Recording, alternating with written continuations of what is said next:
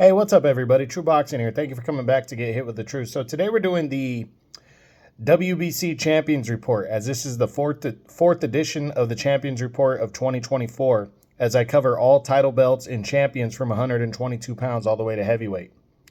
Now, before we get into that, if you could smash the like button, leave a comment, or subscribe to the channel, I really do appreciate any and all support that I can get as I continue to build my channel here. So, the Champions Report, like I said, this is the fourth edition of 2024. I do them bi-monthly, so that means every 2 months. So this is the end of August. The end of August and beginning of September Champions Report. So with this one, we're going to start, as we usually do, at 122 and move all the way to heavyweight. This is the green belt, the WBC title. So we start with the 122-pound Super Bantamweight Championship, which is currently held by the undefeated WBC and undisputed champion Naoya Inoue, the Monster. Inoue is he returned actually at the beginning of the month before I could get this video made, and dominated former champion TJ Doheny with a 7th round TKO. Inoue, it was kind of an underwhelming performance, but a lot of people didn't want to see this fight to begin with, but they got it, and he went out there and dominated and retained all 4 of his belts. Going forward, we know Inoue wants to return before the end of the year, likely New Year's Eve. The 3 major options are a potential mandatory defense against WBO IBF #1 contender Sam Goodman, also former unified champion and WBA mandatory MJ Mirajan Akhmadaliev, or a showdown with WBC Bantamweight champ at 118, undefeated Junto Nakatani, in an all-Japanese battle. A lot of people want to see this fight. Might be a little premature. We know Nakatani's returning in October, but he's not fighting a guy that he shouldn't be able to get out of there quick. So this is a big one right here. This is a big fight, or a big decision for Inoue. And I'm looking forward to seeing what he decides. So hopefully by the next Champions Report at the end of October, we know what Junto Nakatani is going to do next. Then at 126 featherweight, the reigning champion there is Ray Vargas. Vargas was ordered a couple months ago to make a mandatory defense against interim champion Brandon Figueroa. This is a long overdue mandatory fight that's supposed to have been happening. Both guys are with the PBC, so it shouldn't be a hard fight to make, but for some reason, it hasn't been made yet. I do believe, though, this fight is going to happen. I think it's gonna land on a big undercard. Particularly, I'm looking at the showdown for Spence and Fundora because of all the nonsense that's going on with that, and I'll get to that in a little bit. I think a fight like this is being stalled because they want to put a fight like this on a big card. So I don't believe it's going to happen before the next Champions Report, but it could. But I don't believe that it will. But I do believe that Vargas is going to fight Figueroa before the end of the year for sure. Hopefully by the next Champions Report, we have this fight finalized and good to go for a big card before the end of the year. Next at 130 super featherweight, the reigning champion there, well, the new champion there is Robson Conceição from Brazil, who in early July got an upset, controversial decision victory over Oshaki Foster in a fight that he should have lost. He got the decision and became the new WBC world champion. But the WBC has ordered the automatic rematch, and it's already set. So November 2nd on ESPN, these 2 guys are going to collide again. Now, that's likely, I should be able to do the Champions Report before then. I'm also going to do a breakdown video on that fight, so I'm not going to give my prediction here.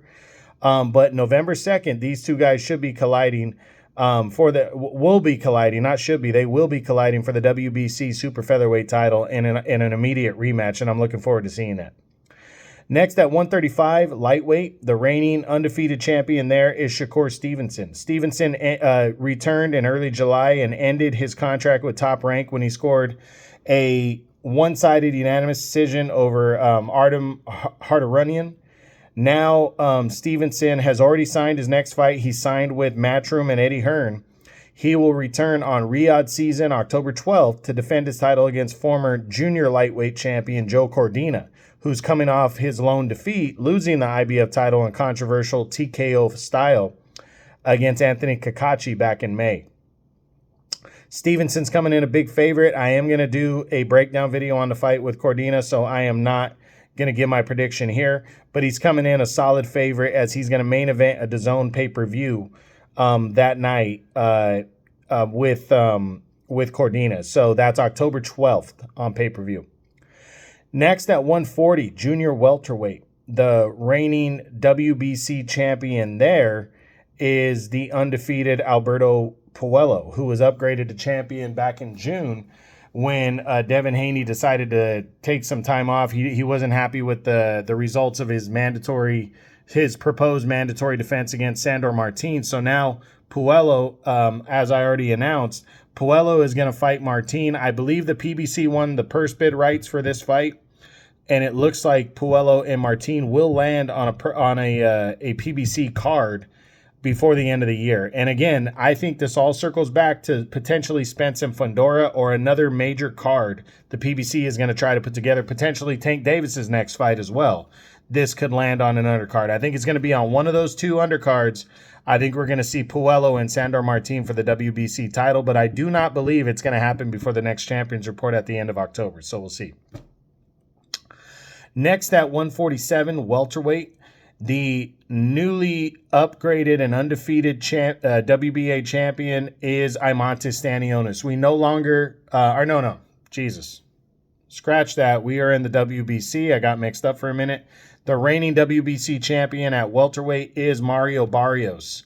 Barrios has been linked to a potential showdown with Manny Pacquiao. Now, we know Pacquiao fought in an exhibition bout and looked like shit. So there's a lot of people saying that Pacquiao shouldn't fight Barrios, but I think a lot is riding on the Barrios fight, Barrios and Pacquiao. If that fight happens, then it's Barrios and Pacquiao before the end of the year, most likely.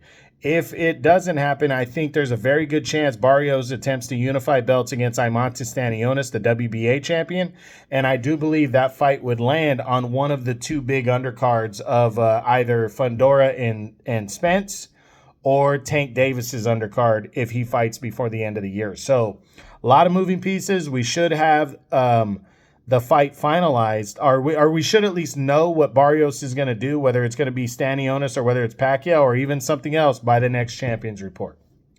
Next at 154, the reigning WBC and unified champion is Sebastian Fundora, who also holds the WBO belt.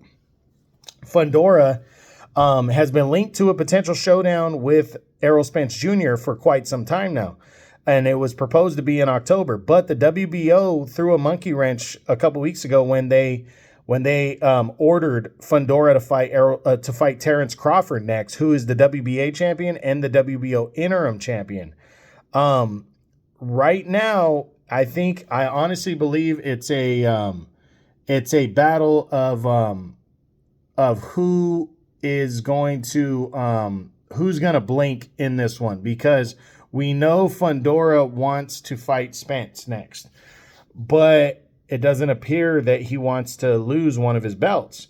And we know Crawford likely wants to fight Canelo next, but he's the interim champ. So if Fundora decides to not take the fight with Crawford, he would lose the WBO belt, and Crawford would be upgraded and hold two of the four belts. But if Crawford decides he doesn't want to fight Fundora first, then Fundora stays with two belts and is allowed to fight Spence, wherein Crawford sticks with one. So I do think it's going to be a blink battle before the end of the next Champions Report. It might last later in the year, but I do believe Fundora will blink because I think he wants to fight Spence next, no matter what, and will avoid the Crawford fight for the time being and be willing to give up one of the belts in order to move on with a fight with Errol Spence. But we'll see. We'll see what happens by the next Champions Report. Hopefully we have all this cleared up.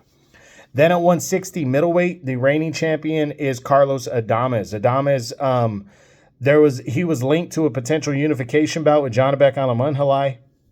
Excuse me. He was linked to a potential bout with him, but that fight went to the wayside because it was proposed that that fight would take place on the Lomachenko versus Tank Davis PBC versus Top Rank type card.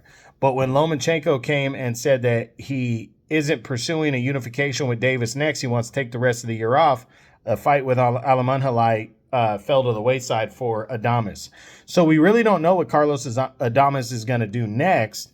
As Erislandy Lara is taking on Danny Garcia next. So it's going to be interesting. We do know that his mandatory is Hamza Shiraz, who fights on the 21st of this month when he takes on Tyler Denny as he stays busy.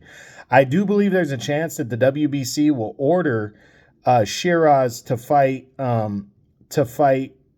Adames, but Shiraz is also the number one ranked contender in the WBO to Janabek. But now that Janabek has to make his IBF mandatory likely in November or December, will Shiraz want to wait around for Janabek till next year, even though it's an easier fight to make because both guys are linked to Top Rank? It's going to be interesting to see what happens, and I do hope we have some more clear connection to what's going to happen for the WBC middleweight title by the end of the year with Carlos Adames, by the end of the next Champions Report at the end of October. Next at 168, the WBC and unified super middleweight champion is still Canelo Alvarez. Alvarez no longer undisputed. He gave up his IBF belt. September 14th, this Saturday, he will return to battle Edgar Berlanga, the undefeated Puerto Rican contender. He'll battle him and defend his unified super middleweight title. I think Canelo is going to dominate Berlanga and stop him and retain all three belts on Saturday, September 14th, Amazon and DAZN pay-per-view. And then after that, and hopefully by the next Champions Report, we know what Canelo is going to do, or at least which direction he's leaning towards by the end of October, but we'll see. Again, Saturday, September 14th, Amazon and DAZN pay-per-view, Canelo and Berlanga. Next, at 175 light heavyweight, the reigning WBC and unified champion is Artur Beterbiev. Beterbiev is set to return in the biggest fight of his career October 12th when he battles undefeated WBA champion Dimitri Bivol, as they will main event an ESPN Plus pay-per-view card when he battles Bivol for the undisputed light heavyweight championship of the world at 175. Big time fight right here. It's taking place October 12th before the next Champions Report. Now, because I'm doing a breakdown video on this fight, I am not going to give my prediction here, but it's going to be a big, big fight right here. I can't wait to see it Saturday, October 12th. By the end of the next Champions Report, we are going to have an undisputed light heavyweight world champion, and I can't wait. So we'll see again October 12th on ESPN Plus pay-per-view. Next at cruiserweight, 200 pounds. The reigning champion is Noel Mikhailian. Mikhailian is set to return and make a mandatory defense of his belt at the end of this month on September 28th on Triller when he battles Ryan Rozicki. Good battle right here. Rozicki's a hard-punching Canadian. I'm not doing a breakdown video of this fight, so here's a spoiler. I'm giving my prediction now. I got Mikhailian defeating Rozicki by a decision. I think his style is too awkward for Rozicki. Rozicki's a big-time power puncher, though. He can make this a good fight, and I do believe he is a very live underdog, and I can't wait to see what happens in this fight. September 28th, Mikhailian and Rozicki for the WBC cruiserweight title at 200 pounds. And finally, at heavyweight, the reigning undefeated unified heavyweight champion of the world, Oleksandr Usyk, will return on December 21st, as we already knew, to defend his unified title when he battles former two-time champion Tyson Fury in a rematch from their May bout, where Usyk took a razor-thin split decision to become the undisputed heavyweight champion of the world. Nothing has changed. These two guys are still set for Saturday, September 21st. December 21st. Really can't wait to see what happens in this one, in this rematch. It's going to be a good one. By the next Champions Report, we will talk more about this fight, but it's still good to go for December 21st, and I can't wait to see it. So a lot of fights happening before the next Champions Report. A lot of WBC title fights. Mikhailian and Rozicki on September 28th for the cruiserweight title. You got Beterbiev and Bivol for the undisputed light heavyweight title on October 12th. Canelo and Berlanga for the super middleweight title on September 14th. Then what else is going on? Let me see. You got shit. Sorry guys, drawing a blank here. You have Stevenson and Cordina will collide on October 12th on DAZN pay-per-view for the lightweight title. Foster and check back because the next Champions Report might be after Foster and Konsaikow's rematch on November 2nd, but they will collide for the super featherweight title. And that's it. So a lot going on for the WBC belt, the green belt. Make sure you're paying attention. And this is the 4th edition of the 2024 Champions Reports, the end of August, beginning of September edition. I hope you enjoyed the video on the WBC Champions Report. If you did, smash the like button, leave a comment, or subscribe to the channel. I appreciate any and all support. This is True Boxing, and you've been hit with the truth.